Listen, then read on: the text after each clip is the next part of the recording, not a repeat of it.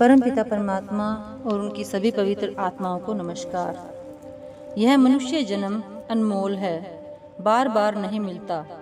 मनुष्य जन्म ही परमात्मा से मिलने का अवसर है, यही मुक्ति प्राप्त करने का मौका है। 84 के चक्कर में चिरकाल तक भटकने के बाद हमें परमात्मा से मिलने का यह अवसर मिला है। संत पुकार पुकार कर कहते हैं कि इस अमूल्य अवसर का लाभ उठाओ, परमात्मा की भक्ति का मार्ग अपनाकर इसी जन्म में जीते जी मुक्ति प्राप्त करो। संत मृत्यु के बाद मुक्ति का भरोसा नहीं दिलाते। संतों का मत नगद सौदा है, उधार नहीं।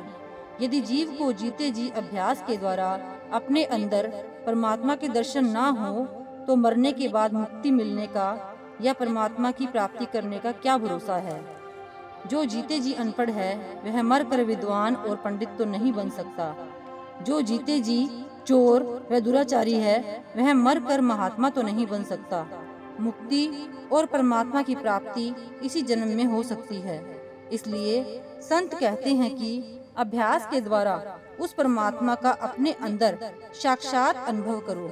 तर्क वितर्क में मत पड़ो, अभ्यास करो और इसी जन्म में अपनी आँखों से हकीकत को देखो। समय का महत्व याद रखो। मनुष्य जन्म का अमूल्य अवसर कहीं हाथ से न निकल जाए, क्योंकि समय के सागर की लहरें किसी की प्रतीक्षा नहीं करती। संतों की शिक्षा सरल, व्यवहारिक और सबके लिए समान है।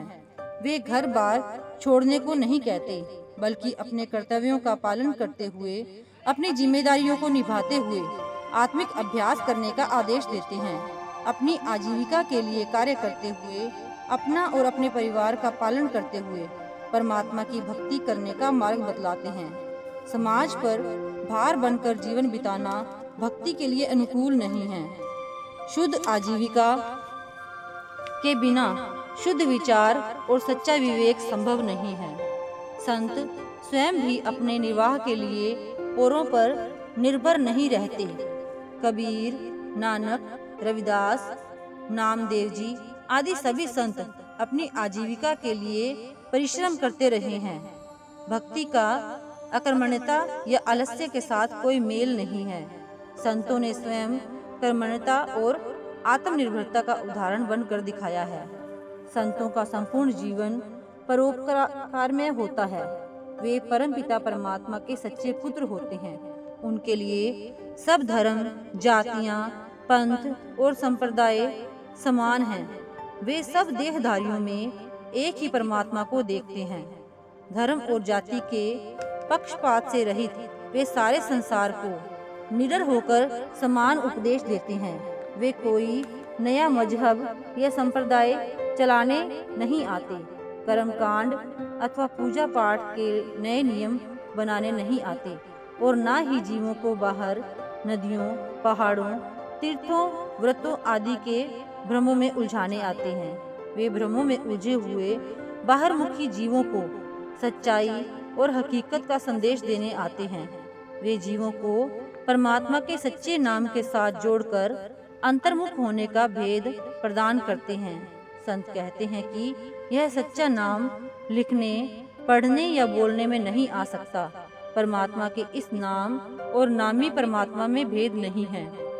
परमात्मा के नाम की महिमा सभी धर्म ग्रंथों में मिलती है, परंतु यह नाम ग्रंथों और पोथियों में नहीं है। उनमें तो केवल उसका गुणगान है। यह परमात्मा का नाम क्या है और इसकी प्राप्ति कैसे होती है।